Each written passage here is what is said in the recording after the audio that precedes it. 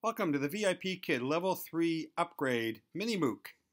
My name is Jeff, and I'll be your host for the next 10 minutes or so to walk you through some of the major changes to the Level 3 interactive material. Let's get started. First major change is IPAED. The 5 E's are being retired in the new levels. So we have introduce, practice, apply, extend, and demonstrate. So the extend you're fairly familiar with. You know how to do that in a number of slides. Now it gets very specific. We'll talk more about that in a bit. And the demonstrate is more of the testing. This is where you're going to find most of this in the unit assessments. You also realize now where we might get a little bit of confusion around when we're talking about demonstrate in terms of what you're supposed to do from some of the teaching practices versus a demonstration slide where the student is to be demonstrating their skill of a certain thing, or a certain word, or a certain sentence structure, or certain phonetics, etc., right? So IPAED, introduce, practice, apply, extend, and demonstrate, or demonstration. So how does this break down in the normal learning cycle? So this is the first 6 units. Can't remember what unit it was, but it's from one of the new level 3 units. So you'll see slides 1 to 4 are all the hello, the outcome, the reward, and the warm-up. Now outcomes and rewards have also changed substantially. We'll get to that in a little bit. In lessons 1 through 4, you'll see that there's actually an IPA slide for all of these. There'll be an IPA for vocabulary, for verbs, for sentence frame, and for high frequency words. So you're going to go through that. And the apply is more of it's the extension of the practice as such, right? And then down here, you'll see there's the IPA in phonics, and then we'll get to reading in a second. And then in the last few slides, there's an IPA-E. So all of these lessons, the first 5 lessons, all have extension slides at the last part. Part of that is if you're dealing with pacing, which I don't think you will. Explain why and again in a second. But all of the extension slides is here, and the math is quite a bit heftier too. Again, we'll get into more of a breakdown of the scope and sequence in a second. So you'll see here in lesson 5, which is prepping for the unit assessment, there's many extension slides. So it's a chance to see to what level the student's been able to pick it up. There is a very heavy reading component in both lessons 4 and 5. And then in the unit assessment, it's basically all, probably 60+% of the lesson is the various demonstrations slides that the student has to demonstrate their knowledge and skill, and then you will fill out the various form that goes with that. It's still in the final stages of being developed, so we can't show it to you yet. But when we do, then we'll sort of roll that out for you as well. So that's the basic layout of a unit or the basic units in a learning cycle. Scope and sequence. Not sure, I'm hoping you can see this slide pretty good. But you can see in a number of the different units, there are substantial changes. Phonetics is the same all the way through. But there are some substantial changes in verbs, the math vocabulary, and the grammar throughout. So they were looking to get rid of repetitive content, lots of extension for speaking and listening activities, some consistency throughout, explicit structure in the phonetic skills, grammar and math concepts were assigned to specific learning cycles. And as we say, reading skills and selections address the Common Core. Now let's talk a little bit about alignment.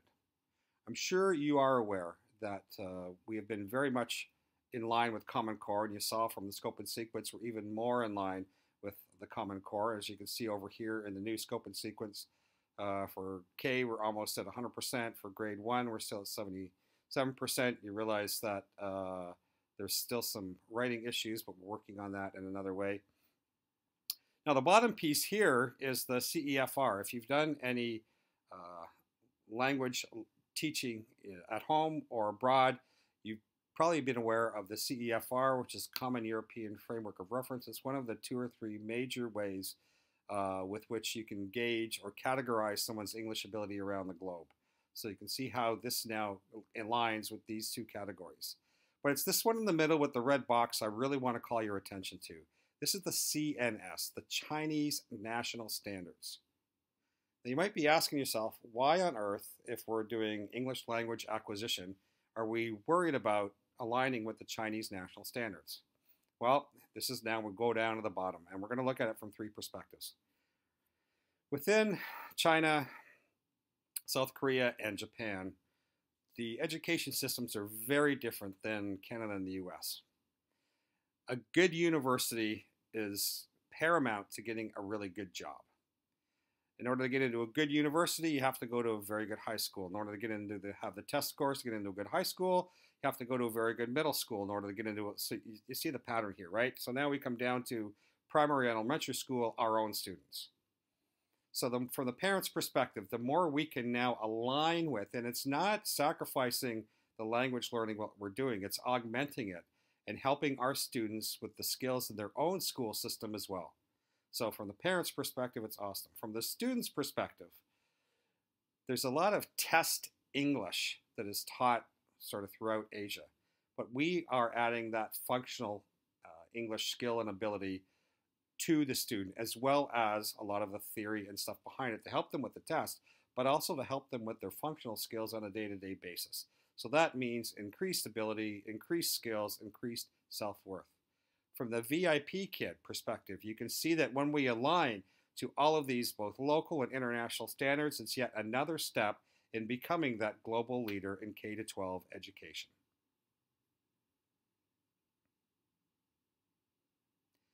Another big change, or a couple of big changes here. First one is, you'll see there's two slides here. These are two demonstration slides in terms of phonics. Notice the difference in the little image up in the top right corner. So on the ones that have the little dino in it, these are interactive slides. A slide that has no dino is just a static slide. A slide with dino automatically keys into you that it is an interactive slide. If you've seen level 2 or level 1, you probably would have seen the big dino. It was taking up too much space. Ultimately, 2 and 1 will be replaced with these. But for level 3, you're going to see these right away. So that's the first one. The second one, and this is huge, is this concept of switching from objectives to outcomes. So we are going to do our outcomes based on Bloom's taxonomy. We'll get into that in a second. But you can see here, these are very specific can-do statements for each lesson that help the parent gauge, the student gauge, and you as the teacher gauge how things are going and did you achieve the outcomes. So what are we focusing on in terms of outcomes when it comes to level 3? Most of you should be familiar with Bloom and Bloom's taxonomy. If not, you can read the little piece up in the right-hand corner here, or left-hand corner. However, here's our biggest focus. There are actually 6 levels, but in level 3, we're only dealing with the first 4. Remembering, understanding, applying, and analyzing. And certain lessons and certain activities and lessons are focusing on different areas of this. And if you go back and look at some of these words in connection to the outcomes of your lessons, you'll begin to see what that particular lesson is focusing on in terms of skills. So ways we are doing this in terms of the difficulty is changing the layout of some of the slides, increasing the number of answers potentially for demonstration slides, etc. And also getting very systematic about how we're doing these as a lesson progresses. So you need to be aware of these 4, the remembering, the understanding, applying, and analyzing. And as we get into higher levels, we'll add more. Just as a side note, level 2 is just the first 3, remembering, understanding, and applying. So level 3, we're adding the analysis aspect of it. A couple of interesting things here then about interactive buttons I want to make you aware of. We couldn't get access to some of the newer ones that are coming out, but we want to make you aware of a few things. So at the bottom of your slide, you're going to see all of these here, and we'll start with the ones on the right-hand side. So this controls the student's mouse. In other words, you can actually turn it on or off. This is great for new students with the interactive features. Sometimes they get a little overwhelmed and they just keep sort of pushing buttons. This is one way to sort of regain control of the slide, or at least their attention and ability so they can focus. The thing with this is when you turn it off, when you get to the interactive slide, you remember with the little dino up in the right-hand corner, you obviously need to turn it back on for the student to be able to do anything, okay? Now, the difference between erase and reset. Erase just, like with many software programs, if you hit erase, it's only going to erase the last function. So if you're both drawing on a slide, erase will just erase the last one. If you hit it again, then it would be the second last one. Reset actually resets the entire slide. This also works for the interactive slides. If you're doing a function and you're getting a little confused, you can reset and start over. Now this is a very cool feature, and we'll show you an example of it here in a second, of where you can use actual timing for activities. You could use this for demonstration slides, you could use it for extension slides, but also it's just a good way to sort of build up a student to sort of gamify some things, so you can see if they're going to do work on an interactive slide, you would hit the little timer button, then you would see you can choose 15, 30, or 60. Just be aware of the impact of this on your pacing. And then when you click on which one, then it'll be a start. You click on start and a little countdown. And when it counts down to 0, actually interactivity of that slide stops. So it is truly like a little bit of a game, okay? And then, so that's that piece. So we're going to show you after this how sort of that looks and works. But this is the other main important one, and I can't get this highlighted because it's not an active feature outside of the classroom. But this is the reward button. And let's go on to the next slide, and I'll show you a little bit more about why that's really important. A bit about reward system within the interactive classroom. We can't show it to you because some of these features actually have to be live as such, right? First of all, about rewards. Realizing that with the interactive class, you have the interactive reward, I'll explain in a second, and you still have the stars that you will still give out because the stars connect with the bigger system rewards. This is the in-class reward. And then in some other, somewhere out in the VIP Kid world, there's this concept of, oh, someone said you have to have 3 or 4 rewards.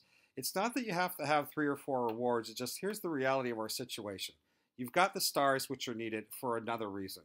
You've got the interactive reward, and you have the same interactive reward here for the entire unit. And you can see, especially as it gets into higher level units, the possibilities are infinite. But occasionally there are malfunctions, like we all know. So it doesn't hurt to have a backup, pretty cool reward at your disposal just in case something is happening or something was to malfunction, so that you can still move on and still go through. You can still use the stars, but if you have it, it's there. If you don't need it, but it's always nice to have a backup for many things, right? So how does this all work? So you'll see down here in the bottom left-hand corner of the slide where it's blocked out, this is where you would see these paces.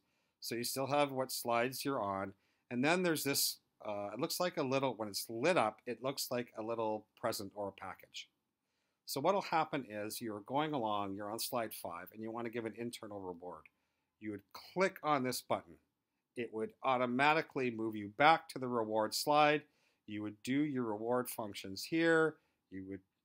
They could do it, you could do it, you could do it together. Then when you're ready, you click on this button again, and it takes you back to slide 5 and you move forward. This is why now, for the most part, it is now working fine. We had some issues in level 1. However, it's always nice to have a backup reward. So that's how rewards work within the interactive system. Textbooks are some massive upgrades in terms of what we can use. Here's some examples. So now we're looking at lesson 7. You can see it's broken down into the vocabulary and the sentence frame. We're also looking at here January, February, March, so it is the first quarter of the year. Then we're getting into a number of the reading activities and then some of the grammar. A lot of actual textbook sort of activities you can see. Actually, a lot of the interactive sort of activities from the lesson being brought in. Now, lesson 8 is getting into April, May, and June, the second quarter, sort of matching what some of these are. Now, sentence frame, bit of a dialogue, more reading, and now we're getting into math language. You'll also see how it connects to geometric shapes along the bottom there. And then 9, we're getting now into the third quarter, July, August, September. Again, now a dialogue as terms of a sentence frame. And then getting into the reading and the grammar. Now we're going to go and take a look at some of the final stuff of a little sample of one of the games for this level.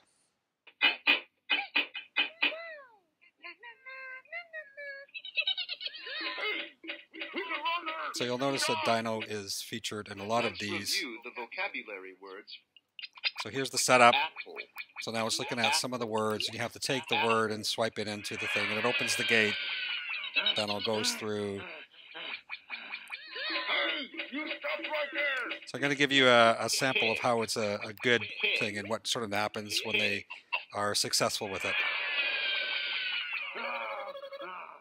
So there's sort of 3 rounds to each level.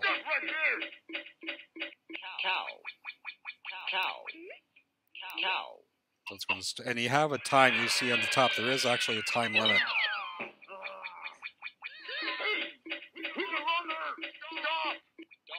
Okay, so now it's going through, it'll be the 4th one, sorry, 4 levels. See the time at the top. It's going to choose that, go through, and then it's going to go to a sort of a major safe type area, where you're now going to have to review the words again and open in order to open the door. So it's prompting you to push the button at the top. It gives you a minute and a half to do it.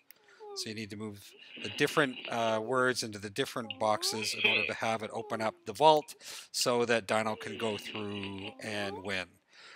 So these are a lot of the activities that obviously students would be doing before from the previous homework or would be doing afterwards with some of the major vocabulary that you are working with.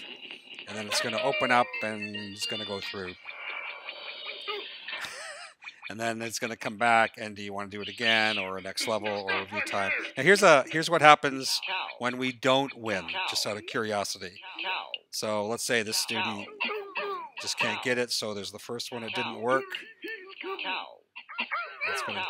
Okay, and again, still not getting it, so it's going to run out of time. So you're going to get chances until you run out of time, and then basically Dino is taken and put back. And then it's going to end up and finish the game. So I want to thank you for your time. What's going to happen now is you're going to be pushed through in a form to complete a series of activities.